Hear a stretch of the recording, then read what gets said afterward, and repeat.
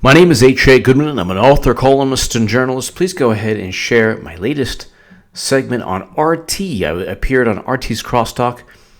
I was with Peter Lavelle and the great Charles Ortel. Both of them are great. The great Peter Lavelle and the great Charles Ortel. That is below in the pinned comment. We were discussing Spygate and the insanity of Trump being framed by the intelligence community. They still don't have any evidence of collusion. The Russians didn't interfere in the election. Anyway, we go ahead and talk about that. That is below in the pinned comment, or the pinned comment.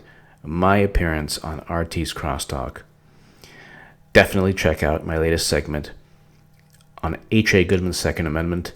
I am enjoying safely and responsibly a Beretta 92 FS Inox pistol. It's a semi-automatic handgun. Go ahead and check that out. That is below in the pinned comment, as is my Daily Caller article that was retweeted by both the NRA and Gun Owners of America. I'm a member of both. Only 1 minute and 13 seconds, not a big deal. Trump, date and location for Kim's summit hasn't changed. This is several days back, but the summit between President Donald Trump and President Moon Jae-in and Kim Jong-un have been negotiating and talking about peace, which is absolutely unbelievable and beautiful. It's just so beautiful and breathtaking, groundbreaking, paradigm-changing, breathtaking. Any superlative works. It's just astounding that this is taking place. I mean, how many decades since 1953 North and South Korea have been at war? And it is just such a beautiful, beautiful thing, especially the photo and the picture of Kim Jong-un and Moon Jae-in shaking hands. It's just unbelievable. But it happened under a Trump presidency, so Democrats don't like it. It's really... That's just the way the Democratic Party is. U.S. President Donald Trump seems to revive hopes. U.S. President Donald Trump, this is several days back, but it is taking place. U.S. President Donald Trump seems to revive hopes for a summit with North Korean leader Kim Jong-un next month, telling reporters at the Oval Office late Saturday, "We're looking at a June 12th in Singapore." That hasn't changed. So, below is the pin in the description is the article, a CNN article, June 12th. June 11th, by the way, the Inspector General report comes out. That is the date thus far for the Inspector General report. So you got June 11th, Inspector General, June 12th, and if Mueller's probe survives politically, if Trump doesn't immediately fire Mueller or Rosenstein to fire Mueller, whatever, I would be very shocked, because here you have the political momentum of something grandiose as this. Then you have the Inspector General report shining a light on every single corrupt aspect of Trump-Russia, which is nonsense, and Clinton's email investigation, and the FISA abuses, and all of these issues that Democrats don't think exist, but they do exist. His remarks come as South Korean President Moon Jae-in delivered his first public comments since a surprise meeting with North Korean leader on Saturday, saying Kim was still committed to denuclearization. What is unclear to Chairman Kim Jong-un is not the will for denuclearization, but the concern that if North Korea denuclearizes, whether the U.S. can end hostile relations and guarantee the security of the Kim regime, Moon said. I don't think that would be an issue for Trump at all. I think that if they move towards a denuclearization, we're already overstretched. We're in Iraq, Afghanistan, Yemen, Syria. We're already overstretched. We have soldiers, obviously, thousands on the DMZ. But we're not going to invade North Korea. What will take place is a reunification eventually of North Korea and South Korea, just like East and West Germany. I think that's what all of this is about.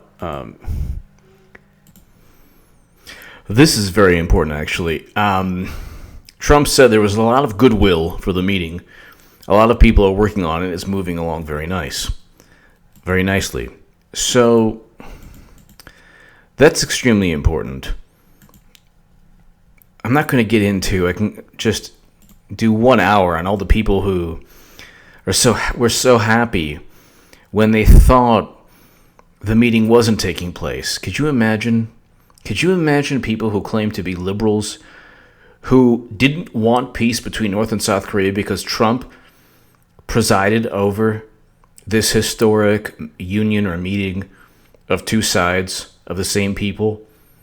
Could you imagine? What kind of human being do you have to be? You're certainly not a quote-unquote liberal. You might be a Democrat.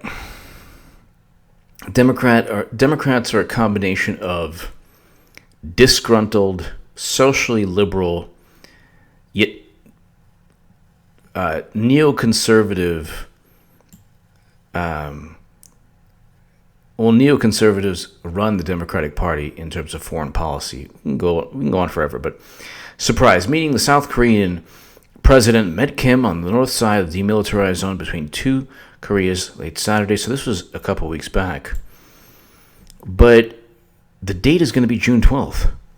So timeline, Donald Trump, Kim Jong-un, Singapore summit on June 12th. This is Al Jazeera. U.S. President says he will meet North Korean leader in June to talk about denuclearization in the Korean Peninsula. One of the biggest, Bush, the ignoramus / President W. Bush, he put North Korea as one of the axis of evil with Iran and Iraq. So North Korea has always been, especially even under Obama's administration. Bush's axis of evil was Iran, North Korea, and Iraq, I believe. Iraq, yeah. Exactly. Iran, North Korea, and Iraq. Then you have Hillary Clinton. Thank God she didn't win. She wanted to rain China with missile defense. Ring China, sorry.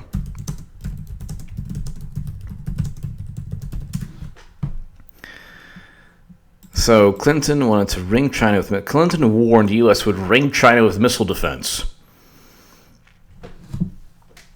Hacked email. It wasn't a hacked email, by the way. The Russians didn't hack anything.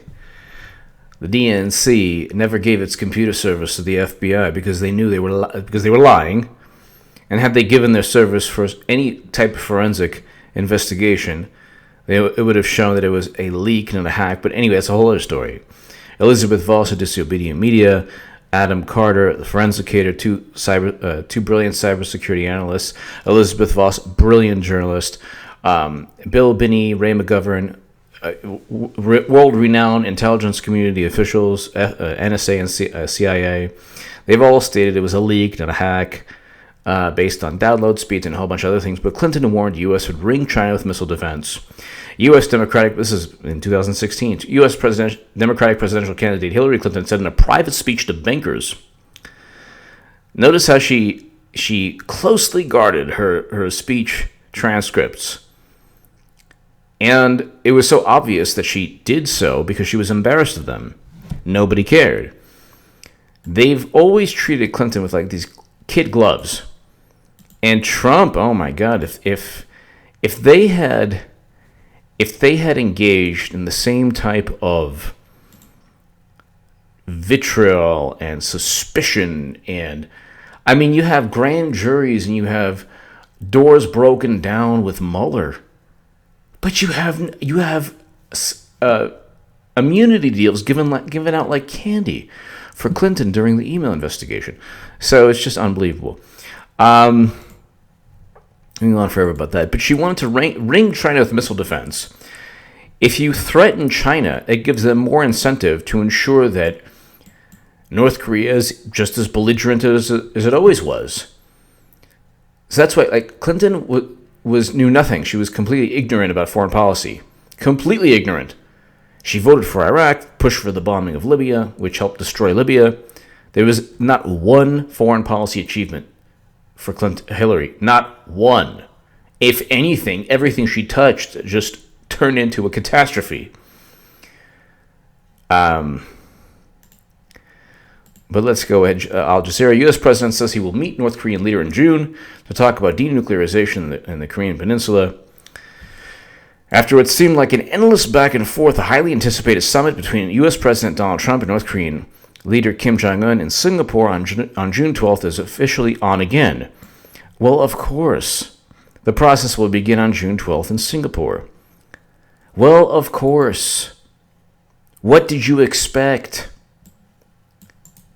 People who came at me on Twitter like, yeah, so I guess Trump is not really... Trump ruined the deal. Well, what did Obama do? What did George W. do? What did Clinton do before him? Before both of them? Nothing. Say what you like about Trump. You don't have to like him, but he has gotten things done. Now, you might not like what he's gotten done, but who can dislike this? Only Democrats could find a way. Now they're saying, well, don't get duped. It's like, don't get duped. In the Iran deal, military sites are off limits, and Iran has tested 23 ballistic missiles. So, yeah, don't worry, Democrats. Trump won't get duped like you did with President Obama and Clinton. Well, Clinton wasn't, but Obama and the Iran deal. So they're worried about the Iran deal. Oh my God, he pulled out of the Iran deal. Trump hated the deal from the beginning, and it turned out to be a horrible deal. This is something where you have a much greater threat or greater dilemma. You have the war between North and South Korea that ended in 1953. That was a ceasefire in 1953. They've been at war since 1953, technically, and also just in terms of what's taken place. They've been at war. And President Trump's administration has presided over peace between North and South Korea, hopefully peace very soon. Singapore, there will be a meeting between Trump and Kim Jong-un. And it's just unbelievable how Democrats are upset. I can't, Then there's an article, North Korea shakes up military leadership as Trump-Kim summit nears. So now CNN is changing its tune. North Korea's top 3 military officials have been replaced ahead of an historic summit between leader Kim Jong-un and U.S. President Donald Trump, according to multiple reports.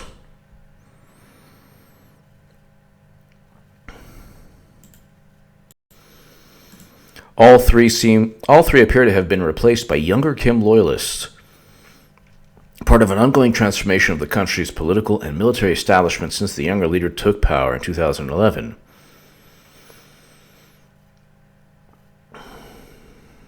So Kim Jong-un probably sees what's going on. He's not an elderly despot. He's a despot, but he's not like an elderly despot who thinks that his power will go.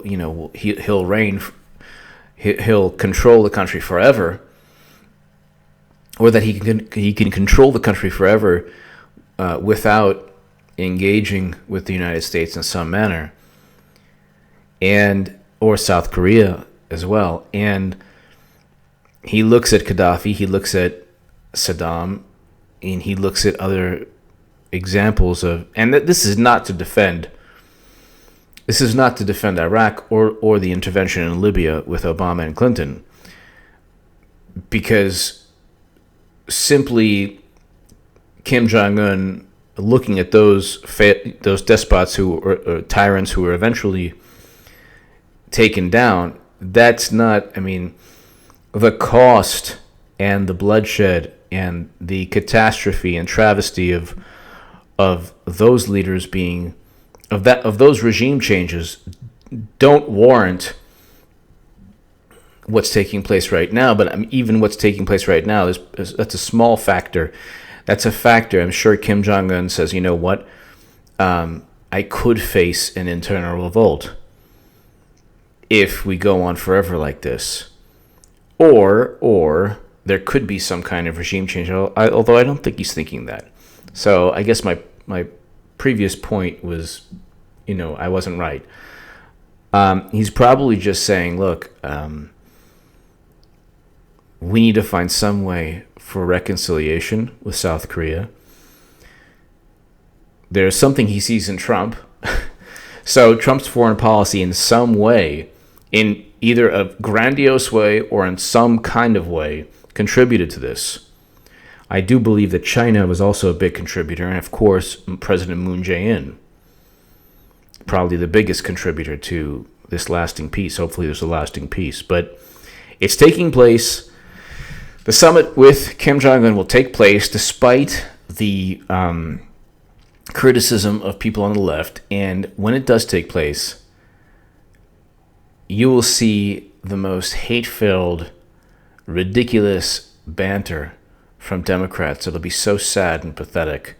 They won't be able to even enjoy or appreciate a very momentous and historic moment in time.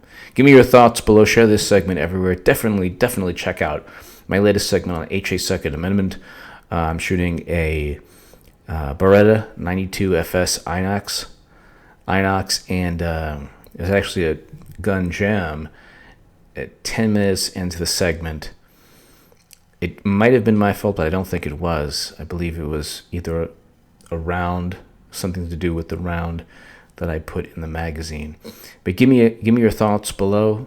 Share this segment everywhere. Thank you so much for listening.